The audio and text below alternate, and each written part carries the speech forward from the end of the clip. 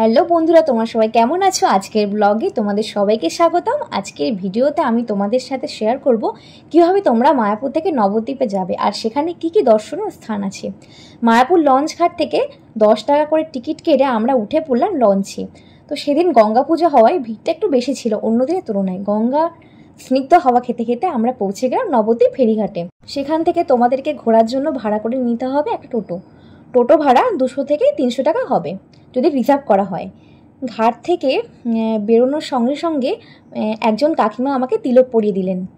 আমার মতো তিলক পরতে তোমরা কে কে ভালোবাসো কমেন্টে অবশ্যই জানিও।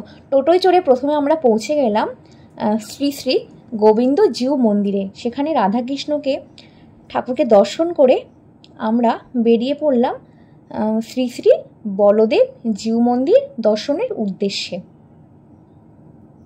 মনটা বেশ ভালো লাগছিল, এত ভালো লাগছিল যে বলে বোঝানো যাবে না।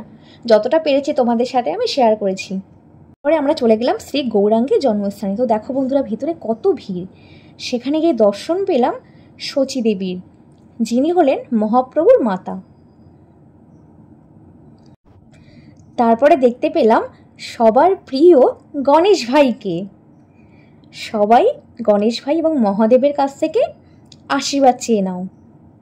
তারপর শচী দেবী মন্দিরের পাশেই নিম গাছে আমি আমার মনের মধ্যে যা ছিল মানত করে নিলাম। তার সাথে সাথে তাগাও বাঁধলাম। সবার নিজের নিজের মনের কিছু আশা থাকে, তাই না? তো সেখান থেকে আমরা বেরিয়ে পড়লাম 60 ফুট মহাপ্রভু দর্শনের উদ্দেশ্যে। ঢুকেই আমরা 60 ফুট মহাপ্রভুর দর্শন পেলাম। তো সামনে এগিয়ে গেলাম আর দেখলাম গুহার মধ্যে থেকে আমাদের প্রবেশ করতে হচ্ছে। প্রথমে বেশ একটু ভয় পাচ্ছিলাম অন্ধকার দেখে, তারপর বেরিয়ে মহাপ্রভুকে খুব কাছ থেকে দেখে প্রণাম জানালাম এবং এগিয়ে গেলাম মহাপ্রভুর জীবনের উদ্দেশ্যে তৈরি করা এক একটি মূর্তির সামনে দিয়ে।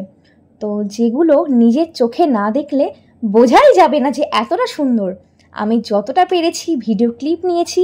দেখো বন্ধুরা, কত সুন্দর কারুকার্য করা হস্তশিল্প, মানে এত সুন্দর হাতের কাজ দেখতে পেলাম নিজের চোখে, যেটা বলে বোঝানোই যাবে না।